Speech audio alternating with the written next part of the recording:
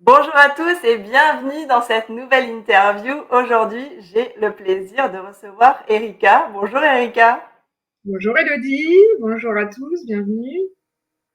Je suis très contente de te recevoir. Donc les interviews, c'est la parole aux professionnels, justement, les professionnels qui sont sur notre plateforme matriburelax.com. Donc vous pouvez voir le lien défiler en bas.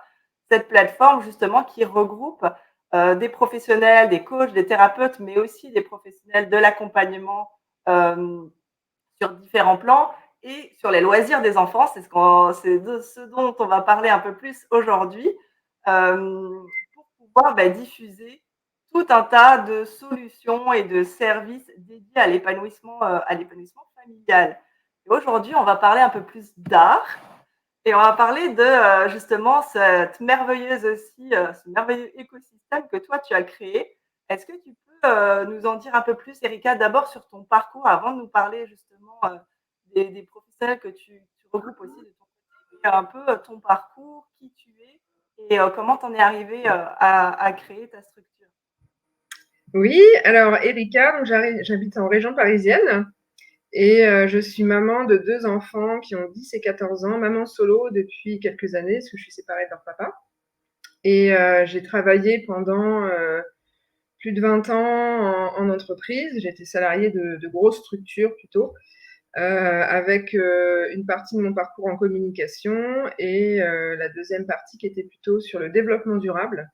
Donc j'étais responsable développement durable au niveau international et donc j'ai mis en place des projets surtout axés en fin de carrière, en fin de cette carrière-là en tout cas, j'étais plutôt axée sur le gaspillage alimentaire, donc la réduction du gaspillage et la mise en place d'outils au niveau international donc pour maîtriser le gaspillage. Et donc il y a un lien entre ce que j'ai fait avant et ce que je fais maintenant qui est à Capellart.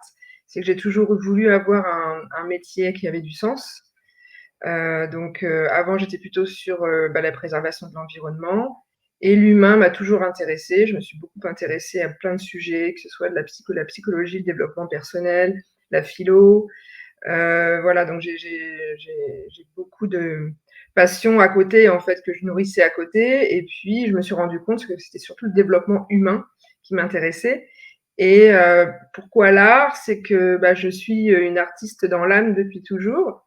Je suis pas née dans une famille d'artistes, c'était pas du tout plutôt médical chez moi, mais j'ai toujours eu ce truc je faisais du chant quand j'étais petite, j'ai commencé à 4-5 ans, j'ai toujours écrit, j'ai fait de la danse, j'ai fait, après plus tard, j'ai fait du piano, du théâtre, etc. Donc ça fait vraiment partie de moi.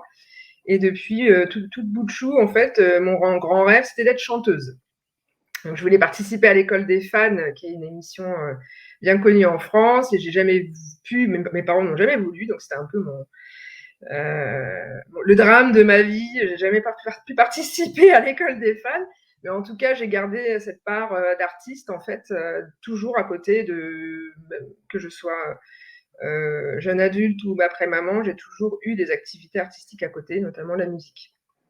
Et petit à petit, j'ai senti que j'étais plus à ma place dans ma vie professionnelle, notamment pour travailler avec dans des grosses structures. Et j'ai toujours su, au fond de moi, que j'étais aussi une âme d'entrepreneur. Mes parents étaient dans le domaine médical, mais indépendants, mais c'est pas tout à fait la même chose. J'ai toujours eu ce truc un peu business girl au fond de moi, et je savais depuis longtemps que je créerais un jour une entreprise. Et à force de travail sur moi, de coaching aussi, j'ai reconnecté en fait ma part de la Erika artiste avec ce désir de créer une entreprise, et j'ai fusionné les deux et ce désir aussi de contribuer au développement humain. Donc j'ai fusionné un peu tout ça en créant Acapellart. En 2020, pendant le confinement, en fait, c'est parti d'un constat assez simple qui était, on était enfermés tous, on n'avait plus de moyens vraiment de lien social, on avait plus de possibilité de participer à des activités artistiques ou culturelles, musées, cinéma, mais aussi le cours de sport, le cours de dessin ou je ne sais quoi qu'on avait, que plus ou moins chacun pouvait avoir avant. Et je suis partie de ce constat de me dire, moi, je suis en train de bosser parce que je continue à bosser beaucoup en visio, mes enfants sont là, mais ils s'ennuient un peu, hormis les devoirs, une fois que c'est fini, ils s'ennuient. Qu'est-ce qu'on peut faire? Et ça m'est venu dans une réunion d'équipe en me disant, ce serait bien que les enfants soient en réunion aussi pendant que nous, on est là, parce que bon, ils s'ennuient un peu. Et ça a fait tilt. Et je me suis dit, mais en fait, c'est ça. C'est les enfants, ils ont besoin de continuer à apprendre, de découvrir, de se développer autrement que par le côté scolaire des choses. Et puis, il y a des gens qui travaillent plus aussi, des artistes, des animateurs qui n'ont plus de boulot. Et on a des outils qui sont extraordinaires, on l'utilise encore aujourd'hui, qui sont les outils de la visio et les technologies. Autant utiliser ça, en fait, pour créer des cours, proposer des cours en ligne pour les enfants, notamment. Alors, c'est parti plutôt pour les enfants, maintenant, il y a aussi des cours adultes. Mais utiliser la technologie pour recréer ce lien coupé, pour faire travailler les gens. J'ai toujours voulu, dès le début, rémunérer les intervenants. Donc, j'ai tout de suite monétisé un peu ça, parce que aussi, ça a une valeur. Mon cheval de bataille aussi, c'est de faire reconnaître aussi la valeur des artistes, de l'art, que c'est du temps, de la passion, des formations, et que c'est important aussi de contribuer à ça et à l'économie de cette façon-là. Donc, c'est comme ça que ça s'est lancé, en fait, au début du confinement 2020, avec des cours en ligne. C'était pas encore très développé à l'époque. Il y avait la visio, oui, mais pas spécialement pour les enfants. Et pas spécialement pour des cours de dessin, des cours de magie, des cours de langue, des cours même de cirque. On a même fait du cirque en visio, de la danse. Enfin voilà, c'était le point de départ est là. Et puis ça a marché. Et puis petit à petit, en fait, ça s'est développé et j'ai pu lancer en présentiel près de chez moi. J'ai un lieu qui m'a contacté, qui a vu ce que je faisais et qui m'a dit c'est super ce que vous faites, nous on cherche des intervenants, est-ce que ça vous intéresse? Donc c'est parti comme ça. Et j'ai continué pendant 2 ans à peu près à faire les deux en parallèle, donc et mon boulot de développement durable et créer ma structure le temps que ça se mette en place. Et puis quand on est maman solo de 2 enfants, voilà, il y a aussi, c'est pas simple, quoi. On se dit, bon, ok, j'ai une idée, ça fonctionne, mais est-ce que c'est viable? Est-ce que ça va me faire vivre? Est-ce que je peux assurer le quotidien pour mes enfants? Bon. Et les planètes se sont alignées. J'ai eu la chance et d'autres ont eu la malchance parce que c'était pas prévu, mais moi, en tout cas, ça a tombé bien dans mon parcours. C'est qu'il y a eu un licenciement collectif. Et du coup, j'ai pu partir et développer cette activité-là. Voilà. Et donc depuis, en fait, depuis 2 ans, on a donc toujours des cours en visio. J'ai lancé en présentiel, donc il y a des cours aussi qu'on organise en direct en région parisienne pour l'instant. On fait des stages de vacances pour les enfants. Il y a des cours adultes aussi, donc et en visio, un peu plus en visio du coup pour les adultes, puisqu'on est tous très pris. Donc la visio, ça a cet avantage de faciliter la logistique. Et puis, au fur et à mesure aussi, on s'est développé avec les structures scolaires. On gère en fait les activités périscolaires dans les écoles, notamment. On travaille beaucoup avec les écoles Montessori. Je pense que les personnes qui sont dans la tribu relax sont sensibles aux modes, aux méthodes d'éducation alternative. Et du coup, ça correspond bien à ces écoles-là en particulier, d'apprendre autrement, d'apprendre par l'art, de se développer en utilisant d'autres moyens que les moyens classiques. Et moi, ça fait partie de ma grande vision, justement, que l'art ne soit plus indépendant, que ce soit plus 1 heure de cours par-ci par-là dans les écoles, notamment, mais que ce soit un support pour les apprentissages. On apprend beaucoup mieux, adultes aussi, il y a beaucoup de gens qui apprennent l'anglais par les séries Netflix parce qu'en fait, c'est du plaisir.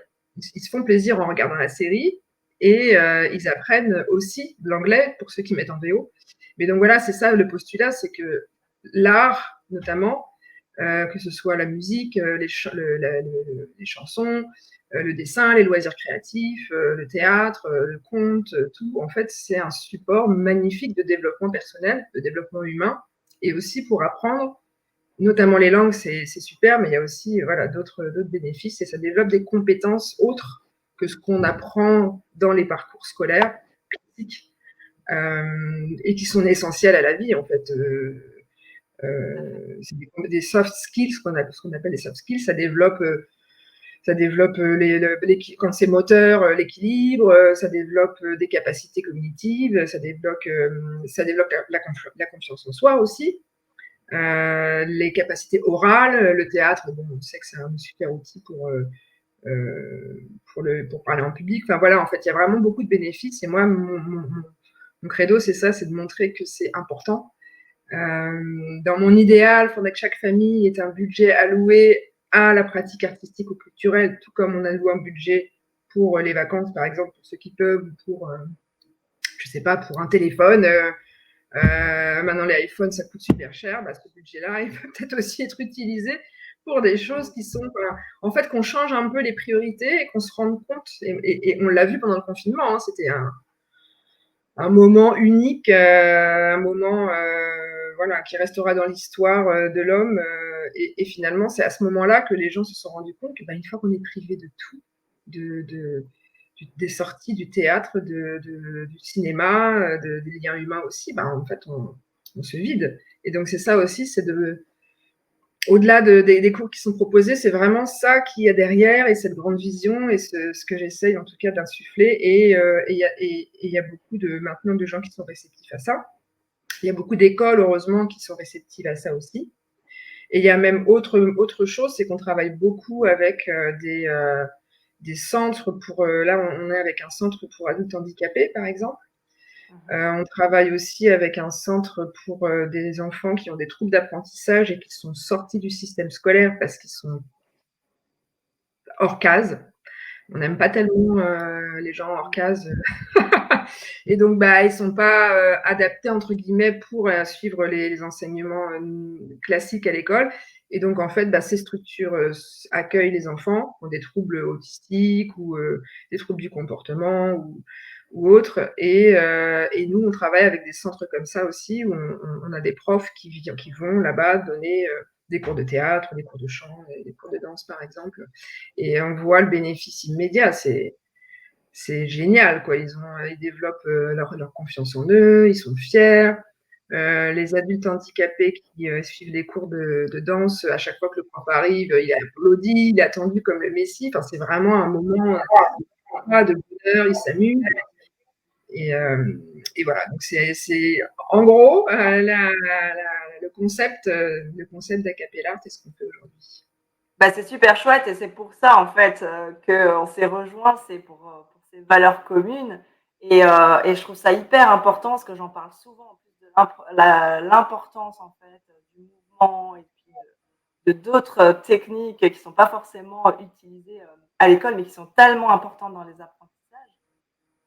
Et là, c'est vraiment super intéressant de voir en fait comment finalement on peut sur support de l'art, de tous les arts d'ailleurs, hein, de la danse et tout ça, on peut créer quelque chose de vertueux aussi pour les apprentissages, pour la confiance en soi et tout ce que ça amène derrière, que c'est bien plus que juste une activité extrascolaire et que ça a un réel impact sur les enfants. Et nous, c'est ce qui résonne dans ma tribu relax, c'est que je dis souvent, à l'origine, on a créé ça pour que chaque enfant, justement, grandisse libre, heureux, conscient de son corps et épanoui, histoire qu'à un moment donné, il n'y aurait pas moins d'adultes et que ça fasse des adultes libres et épanouis.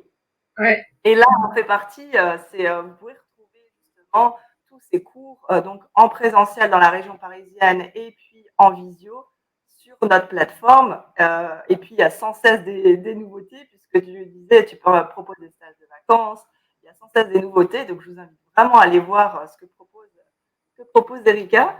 Et est-ce que tu aurais un mot de la fin pour les parents qui regardent et qui se posent peut-être la question sur quelle activité privilégier pour leur enfant? En fait, je pense que moi, mon credo, c'est aussi expérimenter, essayer, découvrir, parce que certaines personnes savent d'entrée ce qu'elles aiment, ce qui leur plaît, d'autres moins.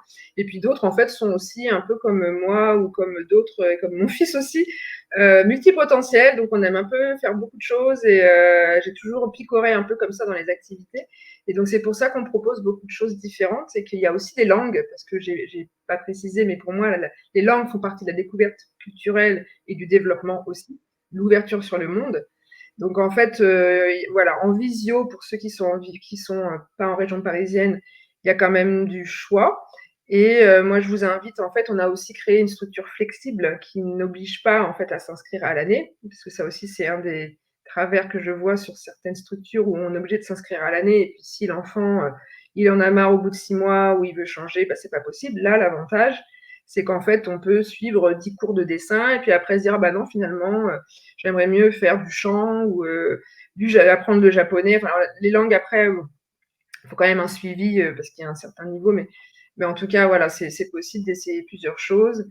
Et moi, j'encourage vraiment ça, en fait, la découverte et l'expérimentation, c'est ce qu'il y a de mieux pour trouver son truc à soi. Et voilà, je trouve que c'est génial, la tribu relax pour ça, d'avoir regroupé toutes ces compétences et toute cette offre pour les familles, pour faciliter la vie des familles. Et puis pour que alors, pour ma part, il y a des cours adultes. Je ne sais pas s'il y a aussi des choses pour les adultes, mais aussi les parents. Ne vous oubliez pas.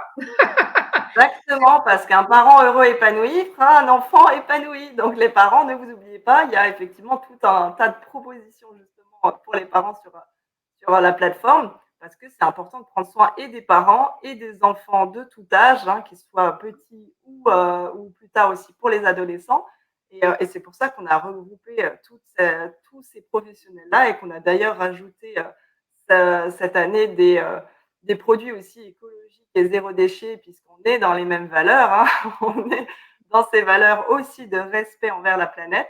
Merci Erika d'avoir été présente avec nous et d'en avoir dit un peu plus sur toi.